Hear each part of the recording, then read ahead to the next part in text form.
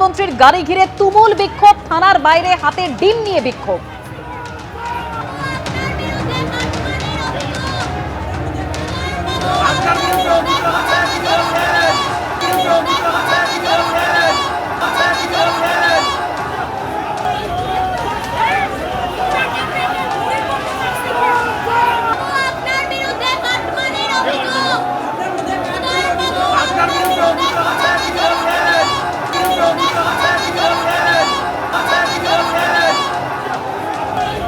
আচ্ছা ঠিক আছে, ওকে সাইড হয়ে আছে, সাইড হয়ে যাও। আরবান ডেভেলপমেন্টের যে ঘরগুলো হয় পাকা ঘর, সেটাতে ইলিগ্যালভাবে সেই 25,000 টাকা এবং আরও তাদের গায়ে অতিরিক্ত 18,000 20,000 টাকা করে নেওয়া হতো। এরকম 2,220 জনের কাছ থেকে টাকা নেওয়া হয়েছে। সেটাতে মোটামুটি 4 কোটি 4.5 কোটির মতো টাকা মানে তোলা হয়েছিল অবৈধভাবে এবং জোর করে হুমকি দিয়ে টাকাগুলো তোলা হতো। এই উদয়ন গুহ তখনকার চেয়ারম্যান, তার নির্দেশে এবং তার সরাসরি মদতে, এবং সেই টাকাটাকে এবং সেই টাকাগুলো গরিব মানুষের কাছে জোর করে আদায় করা হতো এবং সেই সূত্রে তাকে আদালতে তোলা হয়েছে। মাননীয় আদালত তাকে 6 দিনের পুলিশ কাস্টডি দিয়েছেন। আচ্ছা, আমরা একজন গোপাল সাহা নামক ব্যক্তি আছে, উনি একটা অভিযোগ থানায় দায়ের করেছিলেন যে একটা স্কিম আছে, সেন্ট্রাল গভর্নমেন্টের স্পন্সার্ড স্কিম আছে প্রধানমন্ত্রী Awas Yojana, housing for all urban. তো ওই স্কিমে বেনিফিশিয়ারি যা বেনিফিট পাবে ওটা পেতে গেলে ওনাকে কম্পেল করা হয়েছিল, জোর জবরদস্তি করে টাকা নেওয়া হয়েছিল।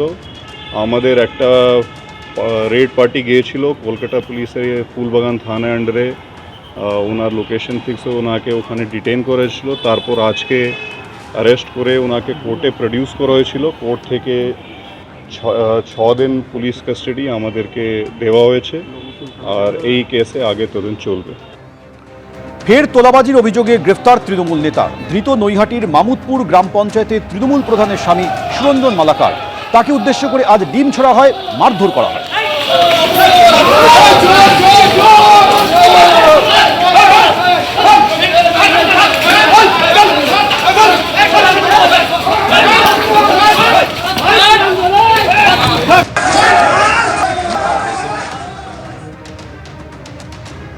একাধিক অভিযোগে গ্রেপ্তার কাঁচরাপাড়ার তৃণমূল কাউন্সিলর। গ্রেপ্তার কাঁচরাপাড়ার তৃণমূল কাউন্সিলর উৎপল দাশগুপ্ত।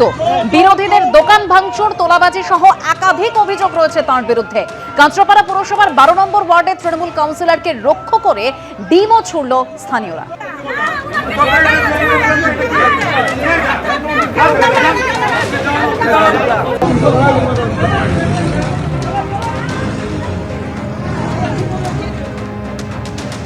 ব্যাগে করে টাকা নিচ্ছে, এই ব্যাগে কি টাকা আছে? অবশ্যই আপনারা নিজেরা দেখতে পাবেন। কিসের টাকা? খাটমানি ছাড়া তো অন্য কিছু তো হবে না। তোলাবাজি করতো, তোলাবাজি ছাড়া তো আর কিছু হবে না। ভিডিওটা দেখুন, এটা কে আছে আপনারাই বলুন। ব্যাগে কি আছে আপনারা তো বুঝতে পারছেন। ওয়ার্ড অফিসের সামনে, 12 নম্বর ওয়ার্ডের ওয়ার্ড অফিসের সামনে উনি দিবা আলোতে পয়সা নিচ্ছে। আমরা খবর পেয়েছি 3.5 লক্ষ টাকা নিয়েছে। টাকা তো নিয়েছে, টাকা নিয়েছে মানে নিশ্চয়ই কোনো কাজের জন্য কোনো কাজ করিয়ে দেব কিংবা কিছু করে দেব, তার জন্য টাকাটা নিয়েছে। ওড়িশা পালিয়ে গিয়েও হয়নি শেষ রক্ষা। পুরী থেকে গ্রেফতার প্রাক্তন তৃণমূল কাউন্সিলর সুশান্ত ঘোষ। পুলিশের জালে ধরা পড়তেই মুখ খুলছেন ব্যবসায়ীরা।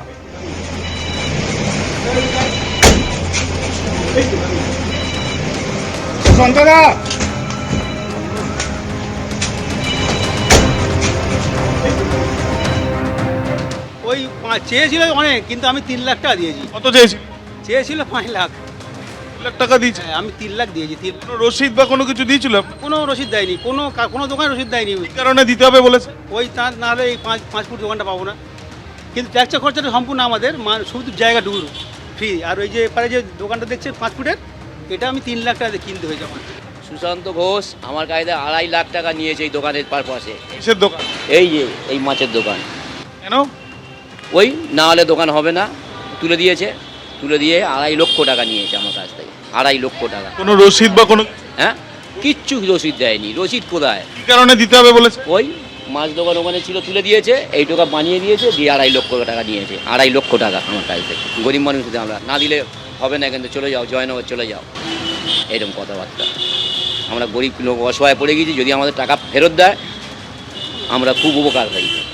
এবিপি আনন্দ, এগিয়ে থাকে, এগিয়ে রাখে।